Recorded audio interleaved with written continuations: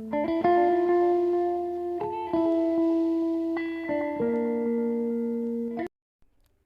Guys, welcome to my YouTube channel study with तभी।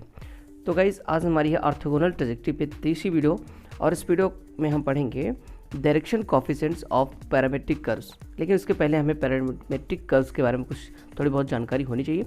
तो पहले मैं आपको उसको बताता हूँ, फिर जो इसके लिए फार्मूला है वो मैं डिराइव करूँगा। ठीक है, तो वीडियो को स्टार्ट करने से पहले अगर आपने हमारे चैनल को सब्सक्राइब नहीं किया तो सब्सक्राइब कर लीजिएगा। और बीएससी मैथमेटिक्स से रिलेटेड काफ़ी सारी वीडियोस हमारे चैनल पर अपलोडेड हैं। डिफरेंशियल ज्योमेट्री से रिलेटेड भी काफ़ी वीडियोस अपलोडेड हैं। आप हमारे चैनल पर के प्लेलिस्ट में जाकर के उसको देख सकते हैं। चलिए वीडियो को स्टार्ट करते हैं। देखिए, पैरामेट्रिक कर्व जो होते हैं वो दो कर्व होते हैं, एक यू कर्व होता है और एक वी कर्व होता है। तो चलिए समझते हैं। देखिए, if v is equal to C, ठीक है, यानी कि v जो है हमारा वो कोई कांस्टेंट है। ठीक है, if v is equal to C constant है, देन the locus मीन्स क्या होता है, हिंदी में बोलते हैं बिंदुपथ। locus of the point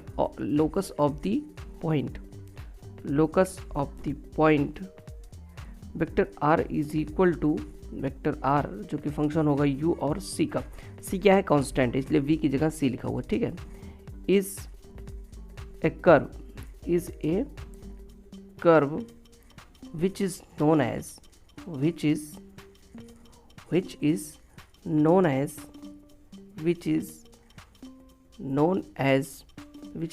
as U curve. क्या बोलते हैं इसको हम बोलते हैं U कर्व।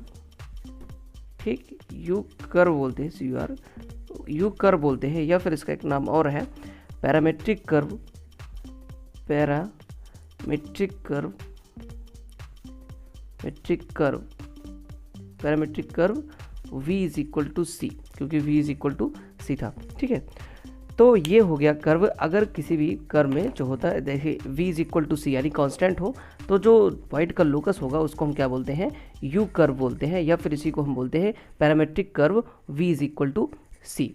ठीक है, तो ये हो गया, इसको इस तरीके से डिफाइन करते हैं। और एक चीज़ यहाँ पर ये भी है कि इस पर एक जो टेंजेंट होगा, ठीक है, टेंजेंट वेक्टर अगर जो होगा उसका जो टेंजेंट वेक्टर जो होगा, टेंजेंट वेक्टर वो इक्वल होगा r1 इज इक्वल टू, ये इक्वल होगा हमारा dr, यानी कि ये जो वेक्टर है इसको पार्शियल डिफरेंशिएट कर देते हैं with respect to u।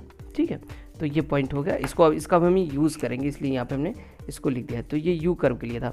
Same इसी तरीके से आप v कर्व को भी डिफाइन कर सकते हैं। यहाँ पे मैं शॉर्ट में लिख दूंगा। देखो, जैसे यहाँ पे u कर्व में क्या था कि v कांस्टेंट था, इसी तरीके से v कर्व में क्या होगा, u is equal to c, यानी कि u क्या होगा, कांस्टेंट होगा। ठीक है, u क्या होगा, कांस्टेंट होगा। और उसी को हम क्या बोलेंगे, जब u is equal to c होगा, कांस्टेंट होगा, तो उसी को हम बोलेंगे u कर्व। क्या बोलेंगे, उसी को हम बोलेंगे u कर्व, CURV। और पैरामेट्रिक कर्व, ठीक, u is equal to c, इसको हम बोलेंगे। और यहाँ पर जो टेंजेंट वेक्टर होगा, ठीक है, टेंजेंट वेक्टर जो होगा, टेंजेंट वेक्टर वो डिफाइन होगा r2 is equal to, r को डिफ्रेंशिएट कर देंगे with respect to v partially. ठीक है, तो ये फार्मूला हो गया इन दोनों का। ठीक, ये हो गया। अब इन सब का यूज़ करके ही हम अब डिफाइन करेंगे। देखो, हमारा टॉपिक अब यहाँ से वीडियो का शुरू होता है कि यहाँ से हम लिखेंगे डायरेक्शन कोएफिशिएंट। ठीक है, डायरेक्शन कोएफिशिएंट ऑफ पैरामेट्रिक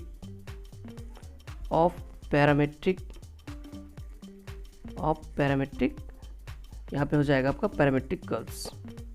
ठीक है, अब देखिए पैरामेट्रिक कर्व्स हमने समझ लिया, एक यू कर्व होता है और एक वी कर्व होता है। यू कर्व कब होता है, वी कर्व कब होता है, उसको हमने समझ लिया, और हमने उसके जो टेंजेंट वेक्टर थे उनको भी हम अच्छे से समझ लिया। ठीक है, अब देखिए यहाँ पर हम स्टार्ट करते हैं लगाना। देखिए, वी नो दैट r1 को हमने ऊपर निकाला है, r1 इज टेंजेंट वेक्टर। ठीक, इसको हमने निकाला है tangent vector of you curve.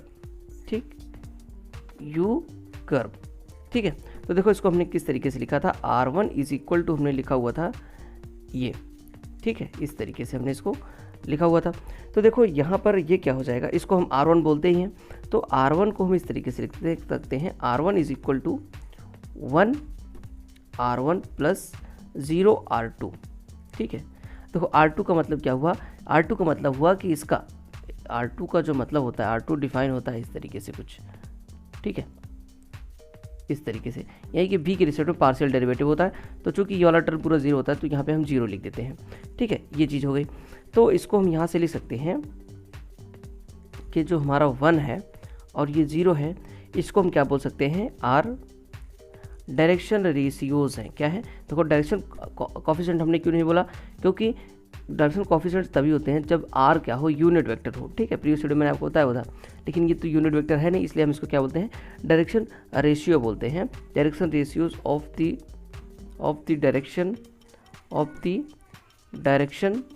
Direction v is equal to C, क्योंकि क्या है, यू कर्व है और यू कर्व पे v is equal to C होता है। ठीक है, अब देखो चलो यहाँ पर ये चीज़ हो गई, और देखो यहाँ पर हमने देखा क्या कि एक चीज़ हमने यहाँ पे देखा कि R2 जो था वो 0 था।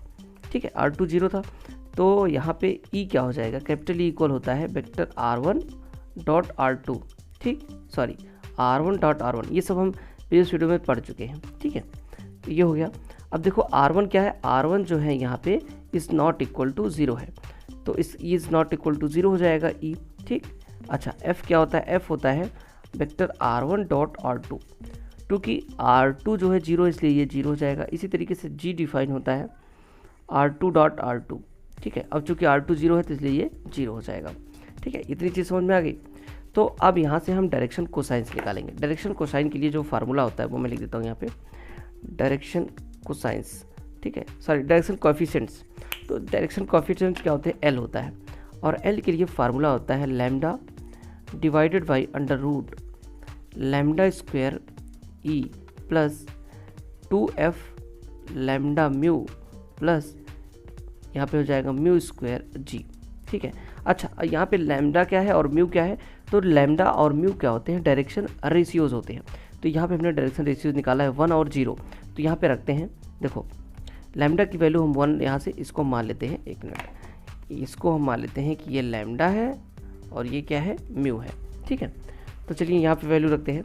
देखो लैम्डा क्या है, 1 है, तो ऊपर 1 आ जाएगा। ठीक है, अंडर रूट यहाँ पे 1 का स्क्वायर होगा तो E होगा, प्लस देखो यहाँ पे म्यू 0 होगा, क्योंकि यहाँ पे 0 है तो ये टर्म 0 हो जाएगा, यहाँ पे भी म्यू है, ये भी 0 हो जाएगा, तो अंडर रूट इतना है। तो इसको हम लिख सकते हैं L is equal to 1 by under root E। ठीक है, ये चीज़ हो गई। चलिए अब यहाँ पे हम M की वैल्यू, क्योंकि डायरेक्शन कोएफिशिएंट में M भी होता है, L और M होते हैं। M जो डिफाइन होता है वो होता है mu divided by under root इसी चीज़ से lambda square E plus 2f lambda mu plus mu square G। अच्छा देखो म्यू क्या है, 0 है, तो ये पूरा टर्म क्या हो जाएगा, 0। तो हम कह सकते हैं कि जो U कर्व के लिए डायरेक्शन कोसाइंस होते हैं वो क्या होता है, ये L की वैल्यू इतना होती है और M की वैल्यू इतना होती है। अब चलते हैं हम V कर्व के लिए इसको डिफाइन करते हैं। तो गाइस अब हम स्टडी करते हैं direction coefficients of V curve के लिए। ठीक है, चलिए देखते हैं। देखिए यहाँ पर हमने पढ़ा हुआ था, we know that R2 is, यहाँ पे हमने आपको बताया हुआ था कि R2 is the tangent vector. ठीक है, tangent vector of V curve. ठीक है, V curve U is equal to C, तो V कर्व के लिए क्या होता है, U is equal to C होता है। ठीक है, ऑल्सो यहाँ पर क्या हो जाएगा, R2 is equal to 0 R1 plus 1 R2। ठीक है, चूँकि R1 क्या होता है, 0 होता है, तो उसको हम इस फॉर्म में लिख सकते हैं। और यहाँ से हमें जो डायरेक्शन रेशियोज मिले वो 0, 1। ठीक है, अगर इसको हम लैम्डा और म्यू के फॉर्म में लिखना चाहें तो इसको हम लिख सकते हैं कि ये हमारा लैम्डा है और ये म्यू है। ठीक है, तो यहाँ से लैम्डा की वैल्यू 0 और म्यू की वैल्यू 1 हो जाएगी। ठीक है, चलिए इतना हो गया। अब देखिए यहाँ पर हम क्या करते हैं, ऑन दी कर्व, अगर हम ऑन दी कर्व देखें, on the curve u is equal to C, यानी कि u कांस्टेंट होगा और R1 इज इक्वल टू 0 होगा। ठीक है, तो ई को हम किस तरीके से डिफाइन करते हैं, कैपिटल ई हमारा डिफाइन होता है R1 डॉट R1, क्योंकि R1 0 है इसलिए ई 0 होगा, ठीक। और यहाँ पर F को अगर हम डिफाइन करें तो F डिफाइन होता है R1 डॉट R2, क्योंकि R1 0 है इसलिए F भी 0 होगा। और इसी तरीके से G हमारा डिफाइन होता है R2 डॉट R2, क्योंकि R2 जो है वो 0 नहीं है इसलिए ये भी 0 नहीं होगा, ठीक है। ये चीज़ हो गई। अब आइए हम निकालते हैं डायरेक्शन कोएफिशिएंट्स, ठीक है। डायरेक्शन रेशियोज हमें यहाँ पता है ये क्या है, डायरेक्शन रेशियोज है। अब यहाँ पे हम निकालते हैं डायरेक्शन, यहाँ पे हम निकालते हैं डायरेक्शन कोएफिशिएंट्स, ठीक है। डायरेक्शन कोएफिशिएंट्स निकालते हैं और फार्मूले का यूज़ करके। तो जैसे हम जानते हैं डायरेक्शन कोएफिशिएंट्स जो होते हैं L और M होते हैं, और L और M का फार्मूला होता है L is equal to lambda divided by under root E lambda square plus 2F lambda mu plus mu square G, ठीक है। अच्छा, ये लैम्डा और म्यू क्या होते हैं, डायरेक्शन रेशियोज होते हैं, ठीक है। तो यहाँ पे हमें पता है कि लैम्डा इज इक्वल टू 0 है यहाँ से, तो ये वाला टर्म क्या हो जाएगा, 0 हो जाएगा, ये तो सिंपल हो गया। अच्छा, m की वैल्यू क्या होती है, m इक्वल टू होता है mu divided by under root same इसी चीज़ से ई लैम्डा का square plus 2F lambda mu plus mu square G, ठीक है। चलिए देखते हैं, देखो यहाँ पर होगा क्या, ये म्यू है, म्यू की वैल्यू कितना है, यहाँ से अगर हम देखें तो म्यू की वैल्यू 1 है, ठीक। तो यहाँ पे हम म्यू की वैल्यू लिखते हैं 1 डिवाइडेड बाई अंडर रूट, देखो यहाँ पे होगा क्या, ई 0 है, यहाँ से F 0 है, यहाँ से जी इज़ नॉट इक्वल टू 0 है, तो यहाँ पे हम म्यू की वैल्यू 1 रखते हैं और जी लिखते हैं। तो यहाँ से पता चल गया कि ई और जी, ठीक।